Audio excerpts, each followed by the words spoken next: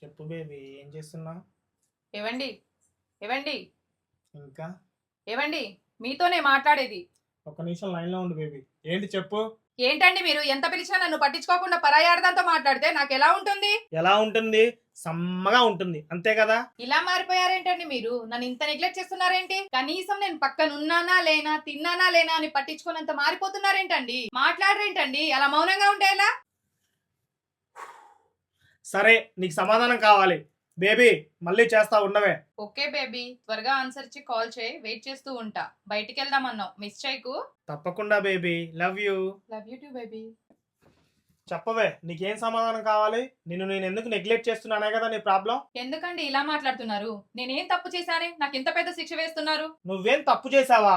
ఒక్క నిమిషం, నీ తప్పేంటో నీ కళ్ళ కట్టినట్టు చెప్తా విను. మనకు పెళ్ళై మన పాప పుట్టినప్పటి నుంచి నీకు ఆరోగ్యం బాగట్లేదని చీటికి మాటికి నీ పుట్టింటికి వెళ్ళిపోయి అక్కడ ఉంటే, ఇక్కడ నా మంచి చెడు చూసేటోడు ఎవడు? ఎన్నిసార్లు రమ్మన్నా వచ్చావా? పోనీ నేను అక్కడికి వచ్చినా పట్టించుకున్నావా? రేపొస్తా మాపొస్తా అని మాట దాటేసేదానివి. లేస్తే మీ పుట్టింటికి వెళ్ళిపోతావు. నేనేమన్నా ముసలోన్నా? నువ్వేమైనా 2-3 రోజులకు వచ్చావా? సంవత్సరానికి వచ్చావు. ఏ మగవాడైనా సంవత్సరం దాకా పిల్లలు లేకుండా ఉంటాడా?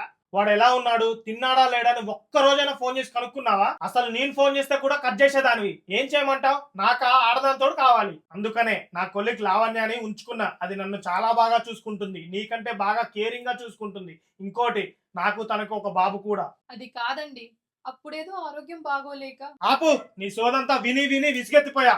నేను నిన్ను పిలవలేదు, రమ్మనలేదు, అర్థమైందా? నువ్వు వెళ్ళిపోయినా నేను వద్దు అనను. ఇంకొకటి, నేను తనని వదులుకోలేను. నేను 2వ పెళ్లి చేసుకున్నా. విడాకులు ఇచ్చేదైతే నీకు ఇస్తా గానీ తనకి ఇవ్వను.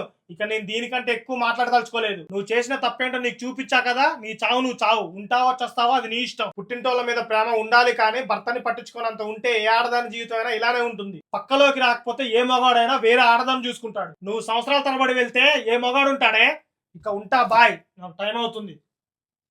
ఏవండి ఏవండి తను చేసిన తప్పేంటో తెలుసుకొని కుమిలి కుమిలి ఏడుస్తున్న భార్య ఏం చెయ్యాలో ఎటూ తేల్చుకోలేక సతమతమవుతుంది.